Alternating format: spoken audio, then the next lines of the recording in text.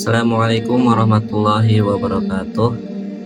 Innal hamdalillah nahmaduhu wa nasta'inuhu wa nastaghfiruh wa na'udzu billahi min shururi anfusina wa min sayyiati a'malina.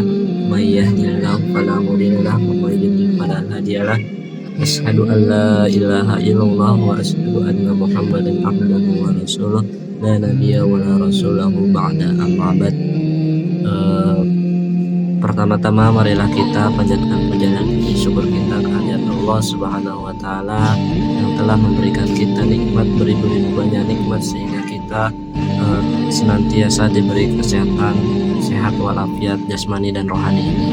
Salawat serta salam tak lupa kita curahkan kepada junjungan kita yakni Habibana wa Nabiyana Muhammad sallallahu alaihi wasallam, kepada keluarganya, kepada sahabatnya, tabi'in, tabi'ut tabi'in, serta kita selaku umatnya yang insya Allah mengikuti ajarannya hingga akhir kelak. Amin ya robbal alamin. Yang terhormat Pak dosen dan Ibu dosen, izin memperkenalkan diri. Perkenalkan, nama saya Irham Rambiana, Prodi PAI dari kelas 4B, semester 4B. Nah, baik, di sini saya akan menjelaskan materi terkait yang berjudul itu amalan ringan, namun bila dikerjakan itu mendapatkan pahala besar. Nah, di antara yang diajarkan Rasulullah SAW pada kita adalah rutin mengamalkan amalan soleh meskipun amalan itu sedikit dan ringan atau bahkan dipandang remeh oleh sebagian orang. Namun ternyata tanpa kita sangka amalan tersebut mengandung pahala yang besar. Inilah keistimewaan dalam agama kita. Amalan yang sedikit malah diberi balasan yang besar. Ada beberapa amalan yang ringan, namun ketika kita mengerjakan itu mendapatkan pahala yang sangat besar. Di antaranya yaitu adalah yang pertama yaitu zikir, yaitu mengingat Allah. Misalnya subhanallah wa bihamdi subhanallahil azim. Nah, dari Abu Hurairah radhiyallahu anhu, dari Rasulullah SAW bersabda, dua kalimat yang ringan di lisan namun berat di timbangan dan disukai Ar-Rahman, yaitu subhanallah wa bihamdihi subhanallahil azim, yang artinya maha suci Allah dan segala puji baginya, maha suci Allah yang maha agung. Hadis ini diriwayatkan oleh Bukhari dan Muslim. Terkait zikir tersebut, meskipun itu ringan, tetapi banyak beberapa orang itu susah untuk melafalkannya atau susah untuk dikerjakan di sela-sela waktu. Padahal itu ringan tetapi berpahala yang besar. Nah, yang kedua yaitu mengikuti muazin di dalam azannya atau menjawab yang sedang azan. Nah, dari Abdullah bin Amr bin As diriwayatkan bahwa beliau telah mendengar Nabi Muhammad bersabda, jika kalian mendengar seseorang muazin, maka ucapkanlah seperti apa yang dia ucapkan. Kemudian bersalawatlah kalian atasku, karena sesungguhnya barang siapa yang bersalawat atasku satu kali salawat, maka Allah akan bersalawat atasnya 10 kali. Kemudian mintalah kalian kepada Allah untukku al-wasilah, karena sesungguhnya ia adalah kedudukan di dalam tidak pantas mendapatkannya melainkan untuk seseorang hamba dari hamba-hamba Allah, dan aku berharap akulah orang yang mendapatkan itu. Maka barang siapa yang memohonkan untukku al-wasilah, maka halal baginya syafaat. Hadis riwayat Muslim. Nah, lanjut yang ketiga yaitu wudu dengan sesempurna mungkin dan membaca doa. Nah, dari Umar bin Khattab, Nabi SAW bersabda, barang siapa yang berwudu dengan sempurna kemudian selesai wudu, dia membaca asyhadu alla ilaha illallah wa anna Muhammadan abduhu wa rasuluh. Aku bersaksi bahwa tiada sembahan yang berhak disembah selain Allah dan bahwasanya Muhammad adalah hamba Allah dan Rasulnya. Maka akan dibukakan untuknya pintu surga yang jumlahnya di 8 dan dia boleh masuk dari pintu mana saja yang dia sukai. Nah, hadis ini riwayat oleh Muslim. Dari hadis tersebut bahwasanya barang siapa yang berwudu dan mengucapkan doa, maka dia akan mendapatkan jaminan tersebut masuk surga. Karena kan banyak orang sekarang tuh ketika berwudu itu asal wudu saja, tidak dengan baca niat ataupun membaca istilah doa. Nah, lanjut yang keempat yaitu membaca ayat kursi setiap setelah selesai sholat ataupun ketika ingin hendak tidur.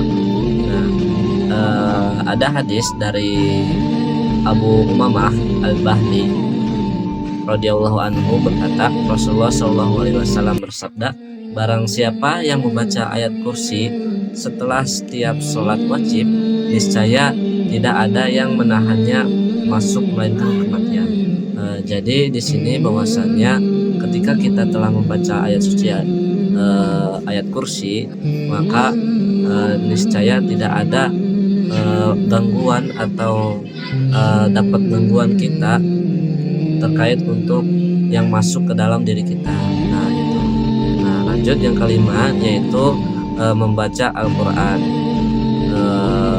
Dari Abdullah bin Mas'ud radhiyallahu anhu, Rasulullah Shallallahu alaihi wasallam bersabda, barang siapa yang membaca satu huruf dari Al-Quran, maka dia mendapatkan satu pahala kebaikan, dan setiap satu pahala itu dilipatkan menjadi 10 kali. Nah, hadis ini diriwayatkan oleh At-Tirmidzi atau Berani dan dinilai sahih oleh Al-Albani. Nah, yang maksud dari membaca Al-Quran bahwasanya ketika kita membaca Al-Quran, meskipun itu satu huruf, maka itu dinilai dengan satu kebaikan atau dilipatkan menjadi 10 kali lipat, menjadi 10 kali. Nah, lanjut yaitu yang keenam, yaitu berselawat kepada Nabi Shallallahu alaihi wasallam. Nah, dari Anas bin Malik radhiyallahu anhu berkata bahwasanya Rasulullah Shallallahu alaihi wasallam bersabda, barang siapa yang berselawat atasmu satu salawat, maka niscaya Allah bersalawat atasnya 10 salawat, dihapuskan darinya 10 dosa dan diangkatkan untuknya 10 tingkatan. Nah, hadis ini diriwayatkan oleh An-Nasa'i dan disahihkan oleh Albani. Lanjut yang ketujuh yaitu melaksanakan 2 rakaat sebelum sholat subuh. Bahwasanya dari Aisyah radhiyallahu anhu, Nabi Shallallahu alaihi wasallam bersabda bahwasanya 2 rakaat sebelum subuh lebih baik daripada dunia dan seisinya. Hadis riwayat Muslim. Nah, 2 rakaat sebelum sholat subuh ini bisa dikatakan yaitu dengan sholat fajar, yaitu ketika kita melaksanakan sholat tersebut bahwasanya mendapatkan pahala lebih baik dari dunia dan sisinya. Lanjut yang ke-8 yaitu mengajak orang lain untuk melakukan kebaikan. Nah, dari Abu Hurairah radhiyallahu anhu, Nabi Shallallahu alaihi wasallam bersabda, barang siapa yang mengajak kepada kebaikan, maka dia mendapatkan pahala sebagaimana pahala orang yang mengikutinya tanpa mengurangi pahala mereka sedikit pun. Dan barang siapa yang mengajak orang lain untuk melakukan kesesatan atau maksiat, maka dia mendapat dosa sebagaimana dosa orang yang mengikutinya tanpa mengurangi dosa mereka sedikit pun. Hadis ini diriwayatkan oleh Muslim. Nah, jadi yang ke-8 yaitu mengajak orang lain untuk melakukan suatu kebaikan. Ketika kita mengajak teman kita atau saudara kerabat kita melakukan kebaikan, dan kebaikan itu diteruskan oleh saudara kita, diamalkan terus menerus, maka pahala dari kebaikan yang saudara kita itu lakukan, maka itu juga akan mengalir kepada diri kita.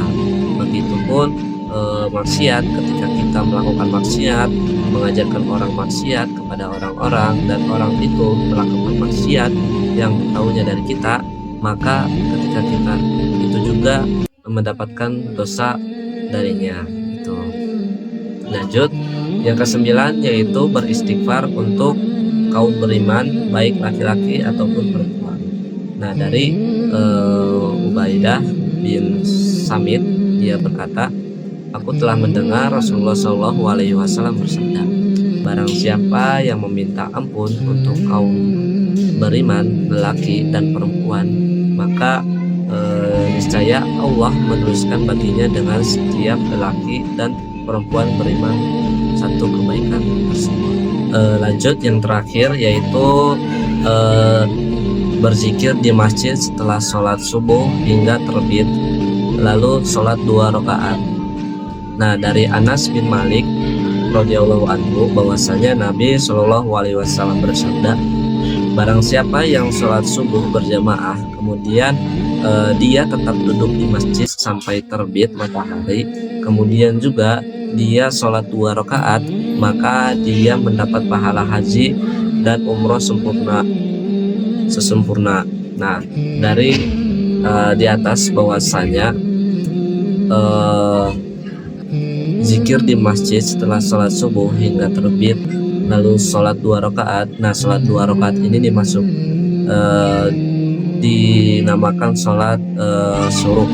Ini mendapatkan ketika kita melakukannya, maka kita mendapatkan pahala haji dan umroh sesempurna mungkin.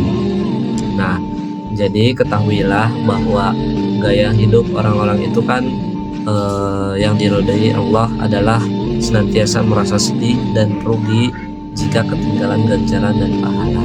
Di atas merupakan contoh pahala-pahala ringan, amalan-amalan ringan, tetapi ketika kita melaksanakan atau kita mengerjakan mendapatkan pahala yang sangat besar. Nah, mungkin cukup sekian. Semoga selalu diberikan petunjuk oleh Allah Subhanahu wa taala. Kurang lebihnya mohon maaf. Wabillahi taufiq wal hidayah. Assalamualaikum warahmatullahi wabarakatuh.